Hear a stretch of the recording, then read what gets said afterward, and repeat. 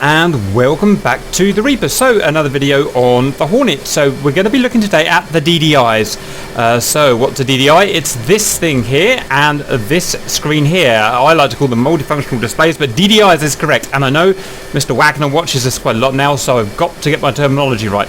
So that's a DDI, that's a DDI, this is not a DDI, this is an AMPCD. This is something we'll cover later.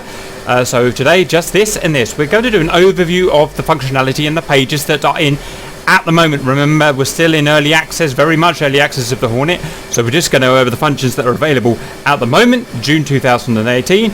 As we go on, more pages will be added, and we'll cover them as we go. Now, we're not going to go into the individual subs, every single, little sub option and whatnot, because we'll be here literally for hours. So we're just going to go do an overview and just see how far we get. Right, so you've got two of them. As far as I'm aware, they're exactly the same. Having two just means that you can display one of the pages on here and a different page on here at the same time. So you turn it on up here, you can have off, you can have night mode, or you can have day. Once you've turned it on, i.e. from off to day, give it a few seconds and she will start up.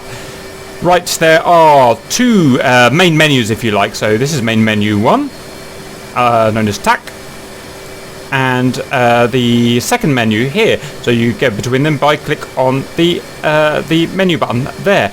Now, when we are in air, this, I believe, will be replaced by a counter. A number that must count up from 0, just counts up infinitely as far as I'm aware. I don't really know why that's there. It's a bit like a clock, but that is something that will happen. But this button will still act as switching between the main menus. Next, well, to start with, we've got the stores up here on what I call menu 1. So we click on stores. Now, you've seen us use this before. This is essentially a diagram of the plane with the pylons that are usable for the stores. So if I should have armed up with stores thinking about it, but I haven't. In fact, I'll arm up with some now. Stand by. Ta-da! As if by magic, we've got stores. Right, so we can see the outer wing edge pylons there. We've got our 9M, and we can see we've got our Sparrows here and our Mike 82s here, and so all our different stations. It says what weapons we've got and how many of them we've got. It shows here that we're on safe. Our master mode is currently saved. Our gun ammo quantity here. We've also can choose our weapons here, so we can choose our 82s, Mark 82s here, and set the program. You've seen us do that in the bombing video. You can add UFC information. You can step between the different bombs. You can select your gun here. You can change gun. If I deselect that, we can change items with the gun, how we aim it, the ammo we use, the rate counter of the gun, and whatnot. So it's all about the stores, basically. So let's pop out back to the menu. Next is Tac Radar. I like to call this BVR radar, Beyond Visual Range Radar. However, that's not the correct thing. It is, of course, called the Tac Radar. We've done a whole video showing how to work this and using the different options on it, so we won't go through them. But essentially, this is for reaching out with our intercept radar and finding the bad guys. So that's that. It's fully covered in our how to use the radar video. Next is the HUD Head-Up Display. So as far as I'm aware, this is basically an exact copy of this HUD here. Now, it's very possible to get a HUD failure, either through wear and tear, or if you've taken a bit of damage on the aircraft, you can lose this head-up display. So hence we've got the backup down here if ever we need it. Back to main menu 1. We've got AZEL, I guess that's azimuth elevation, currently not implemented yet. We've got EW down here, electronic warfare, I believe that stands for. So this is essentially a picture of our RWR radar warning receiver. We've got that here, if you like the steam gauge version of it down there. And this shows various threats. Various radar threats. It's not just called the RWR because it's also linked up with our countermeasure system. However, we are not supposed to cover this yet because it's still in early development. So suffice to say, at the moment we have a semi-implemented RWR display here with a semi-implemented countermeasure system. As soon as we're allowed to, we will do a full video on that showing how to use them in conjunction with each other. So we'll leave that there for now. We've got SA, I don't know what that means, and it's not implemented yet. And that is the end of the menu 1, so let's go through to menu 2. So a few more options here. We've got, first of all, horizontal situation indicator. We go there. So on most of the planes in DCS, we'll have an analog or a steam gauge type HSI, something that looks, kind of more like this type of gauge. But in here we have a fully digital version. Now, as you can see, it's essentially, I always like to say, it's a glorified compass. Of course, that is a very simplified version of it, but you've got essentially a compass here and lots of modes. Now, this is essentially, as far as I'm aware, a copy of the main function of the AM PCD, which is this blighter down here. So we will be doing a full video of this and its relation to navigation, setting waypoints, stuff like that. So suffice to say, at the moment, all we need to say, this page here on the DDI is really just a backup or a copy of this here. So you can essentially shift what we've got here up to one of these DDI pages. So we won't go any further into that at the moment. Back to what I call menu 2. Whoops. There we go. Our ADI. So this is, as far as I'm aware, an digital version of this thing here. I like to call it the artificial horizon. So we've got a ball here. We've got our current elevation here, so 0 at the moment, or it could be 10 degrees up, 20 degrees up, 10 degrees down, 20 degrees down. So it's neutral at the moment. Obviously we're on the ground, or ever so slightly pointed above 0 degrees. Also, it indicates our roll, so currently wings level, but if we were wings tilted, then it would indicate that. We've got our speed here as taken from the HUD. We've also got our altitude there and our velocity, our vertical velocity there. So I don't really know why it's in the DDI page, but it is there if you needed it for some reason. Maybe you could have a steam gauge failure or whatever. It's there for use. So back to main menu 2. Whoops. So that's the ADI fuel.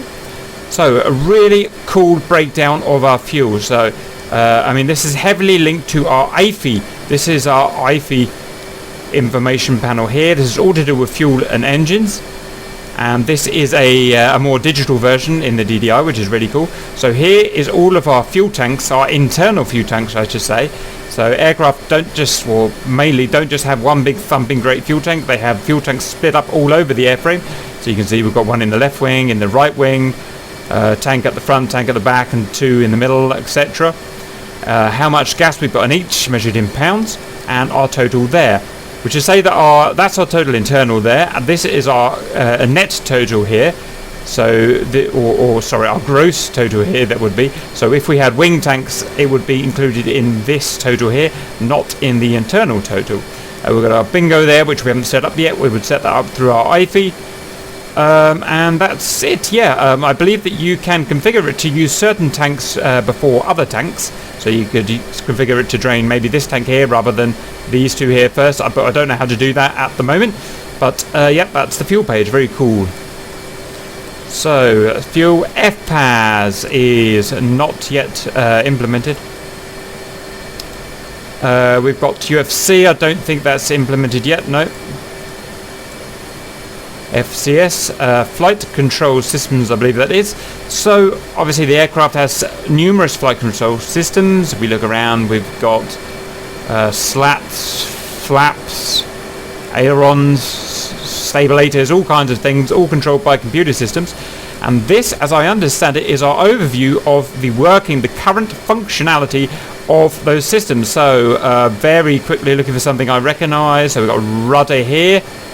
These little boxes here are representing the actual system. If they have a cross in them, then my understanding is that there is a problem with that system. So if we had a cross there, then there would be a problem with the system that is represented by that box. Now I don't know every single box, but that's all I know at the moment. So far I've not seen any crosses in any of the boxes. If I took a missile hit, then I expect we'd start getting several crosses in the boxes, and we'd have to do something about it at that point. Also shows our continuously calculated G limit. So if we were loaded up with lots of weapons like we are at the moment, it calculates our G limit as set by those weapons. So we've got bombs and missiles on, so it's currently limiting us to 6G. We can, I believe, still override that with our override button, our nose wheel steering button. Out of interest, we've got B-Lin here. I don't know what that is, so if anyone knows what that is, then they can let me know. That would be cool, thank you. So that's that. Back to main menu 2. We've got the engine, my favourite, so left engine, right engine, and the various displays. Inlet temperature, 2 different RPMs, engine gas temperature, FF, not sure what that is, nozzle position, oil pressure, thrust generated, vibration, fuel temperature, EPRCD. I don't know what most of them are, but they are different statistics of the engine, again linked to the IFE panel here. Just for monitoring, as far as I'm aware, you can't actually edit them here. Back to menu 2, we've got the checklist. Now, as far as I'm aware, this is literally just the checklist. So when you get to land, here's your checklist. When you get to takeoff, here's your takeoff checklist. We've also got our actual aircraft weight here. So this takes into account our stores. It takes into account our fuel and, well, everything else as far as I'm aware. So that's very useful. And I don't know why, but our stabilator position's at 12 degrees at the moment. So it tells us that. Back to main menu 2. That's the checklist. Mummy. What's Mummy? Mummy is not implemented yet. And my current Achilles heel is the built-in tests. Still haven't got my head around this. Still learning it. But lots of the computer systems, I believe this relates to. And it tells you the current status, the built-in test status of them.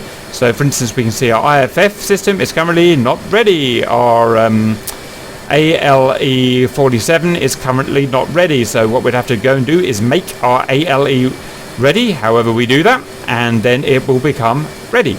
So, yep, and I believe you can actually do tests through this page here. You could go to sensors, which are currently go at the moment, but we could go into sensors. Let me try clicking something. Okay, so we've clicked radar, and it's and FLIR, and it's currently testing them at the moment for us. So cool. Yep. So again, I don't know much about this page at the moment, but it's all about running tests on the systems and checking what the computer comes back with. Whether so this is in tests, it'll either come back with OK if they're good to go, or not ready, or something if they're not good to go. So that is that for now. So that is the end of our DDI. Suffice to say, we can do all of the same stuff on here, on this right. So we could have a radar, Tac Radar up here, and we could have our engine up there, for instance, whatever combination you want. And you can switch between the different pages on the fly.